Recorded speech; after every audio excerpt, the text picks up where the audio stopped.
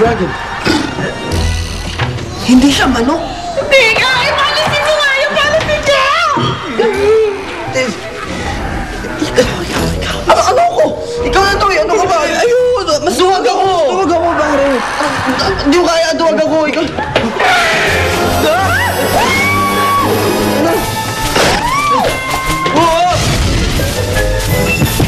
Relax.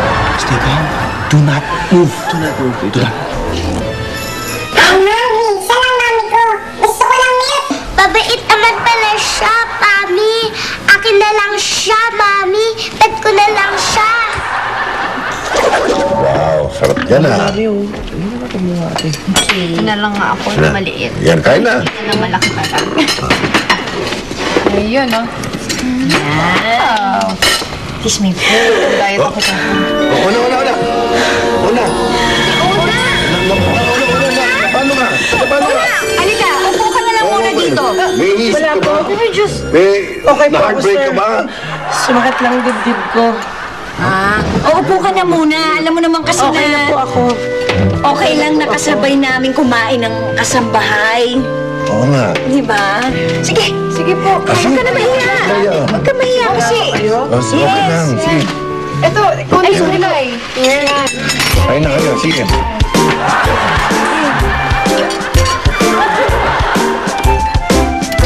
Pasensya po, mahina kumain eh. Wow! Ate, walang... Oo nga eh. Mahina pa ba yan? Parang plato na lang natira sa amin, ha? Pansin ko nga eh. Bili box eh. Para bang sa ganda mong babae yan eh. Bituka ng dragon.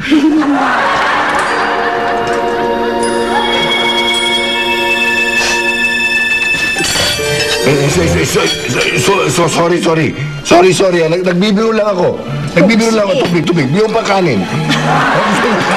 Sa akin. Biyong pa kanin. Nararamdaman ko. Ha?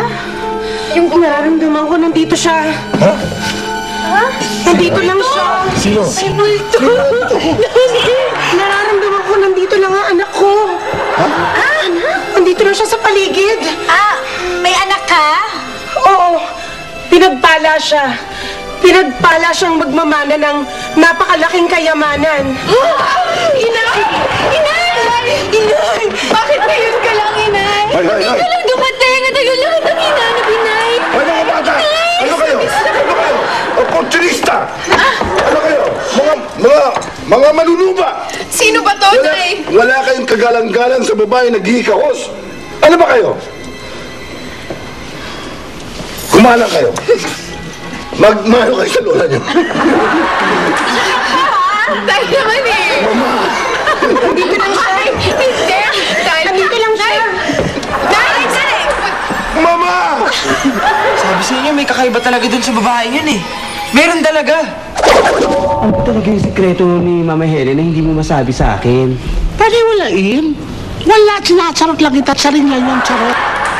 Sera ka talagang bakla ka. Kung gusto mo talaga malaman, may isang kondisyon. Ano yun? Hindi mo na ako sisingilin sa mga utang ko sa'yo. Ano, deal? Quits. Hindi, no? Pala mo ng pes mo. Hindi ko mo makakain yung sikretong yan, no? Magbayad ka ng utang mo.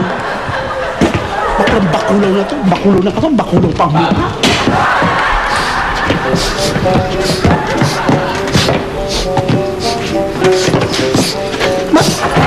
Bakit?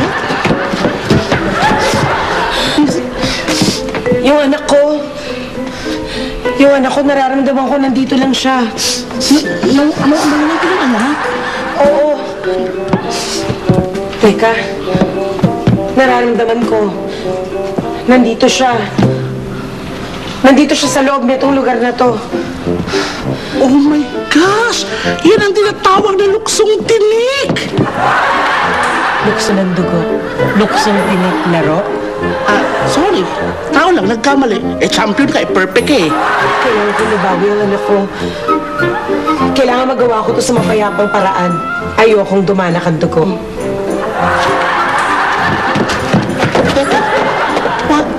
Wag adik, misis. Mga sila-ulo nakatira dyan. Mga kriminal. Pag pumasok ka dyan, pugot ang ulo paglubas ka. Luray-luray ang katawan mo. Ganun sila. Wag! Ilan niyo siya! Ilayo niyo siya! Oh, narinig mo?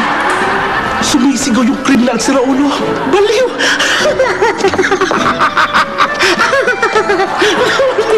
Mga baliw sila. Tita, huwag ka matakot. Mukha naman siyang harmless eh. Oh. Saka tingnan niyo tita, oh, parang close na sila ni Ampi, oh. May pangalan na siya, Mami. Ano? Si Baby D. May Baby D. Huwag ka matakot, tita. Kasi alam mo, matakot din kami. Pero pag nagtanik tayo, baka magwala yan, dragon yan eh. Tama. Magkagulo lalo kung dadali natin yan sa zoo, di ba? Oo. Halika, Mami. Mabait si Baby D. Hindi siya dadakit. Kumot. Bakit ganun? Ginipig. Sige, isa na ito naman. Ginipig. Sige, kain. Ikaw kaya dito. Uy. Hindi. Kain yan. Ikaw na. Mas matanda.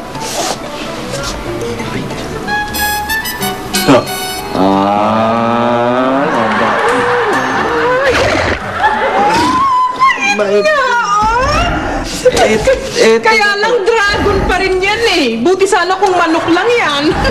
Yoko na. Teka tol. Ano gagawin natin ngayon? Mabait siya. Ano ba yan? Okay, ako ba dapat lagi nag-iisip ng solusyon, ha? Nag-iisip naman ako, paminsan.